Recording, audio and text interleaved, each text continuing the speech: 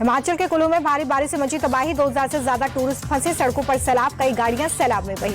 हिमाचल में कुल्लू में Sainz valley में फटा बादल, उफान पर नदी नाले, बहती दिखी गाड़ियां, लकड़ियों के गट्ठे भी बहते नजर आए। सेंज घाटी में पानी की प्रचंड रफ्तार से घरों को नुकसान, आसमानी आफत से मुश्किल मिलो।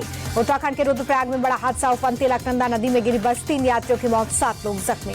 हादसे के बाद घटनास्थल पर अफरा तफरी, प्रशासन ने रेस्क्यू ऑपरेशन शुरू किया। बस में कुल 18 यात्री थे।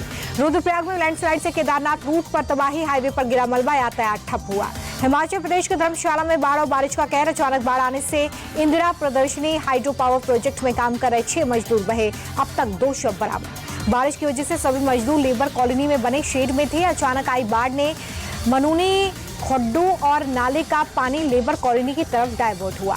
हिमाचल के मंडी में भारी बारिश के बाद व्यास नदी का जलस्तर बढ़ा, प्रशासन ने अलर्ट किया जारी। हिमाचल के चंबा में भारी बारिश से तबाही, नेशनल हाईवे पर लैंडस्लाइड, गाड़ियों की लंबी कतार, सैकड़ों लोग फंसे। जम्मू कश्मीर के पुंछ में आई बाढ़ से चारों तरफ मलबा फैला, राधा स्वामी सत्संग स्थल में बड़े पैमाने पर कीचड़ और कचरा भरा। जम्मू कश्मीर में बारिश से उफान पर नदी नाले, कठुआ में मछली पकड़ने गए 2 युवक सैलाब में फंसे, रेस्क्यू कर एसडीआरएफ ने निकाला। जम्मू कश्मीर के डोडा में भारी बारिश से सड़कों पर आया मलबा, कई वाहन क्षतिग्रस्त, जेसीबी की मदद से हटाया गया। यूपी के सहारनपुर में लगातार तेज बारिश, भारी बारिश से जनजीवन प्रभावित, सड़कें जलमग्न। सूरत में मूसलाधार बारिश से बाढ़ जैसी स्थिति, सड़कों पर जलभराव, लोगों को आने जाने में दिक्कत। गुजरात के नवसारी में भारी बारिश, चिखली में नदी नाले उफान पर, नदी किनारे बसे लोगों ने प्रशासन से सावधानी बरतने की अपील की है। महाराष्ट्र के वाशी में भारी बारिश हुई, कई इलाकों में जलभराव हुआ, लोगों की परेशानी बढ़ी, यातायात प्रभावित। कर्नाटक के हासन में भारी बारिश के बाद शिरडी घाट पर भूस्खलन, पहाड़ों से गिरा मलबा, यातायात बुरी तरह से प्रभावित, सड़कों को लगा भीषण जाम, मलबा हटाने का काम जारी।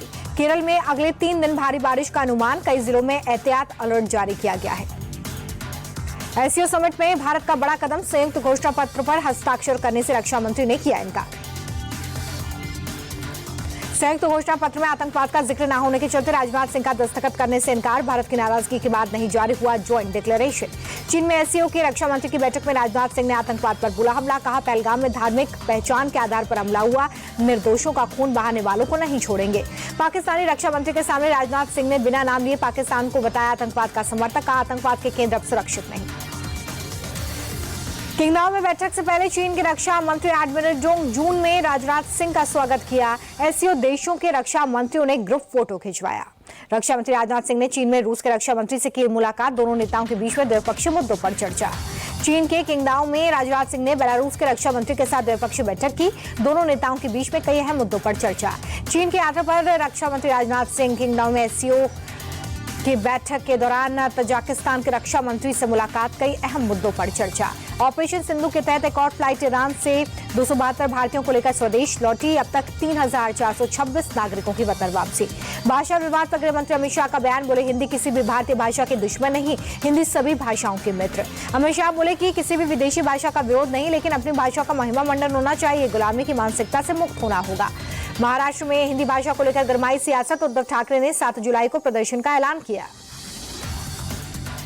उद्धव ठाकरे बोले कि हम हिंदी के खिलाफ नहीं, महाराष्ट्र पर हिंदी थोपी नहीं जा सकती, 3 भाषा की नीति की क्या जरूरत।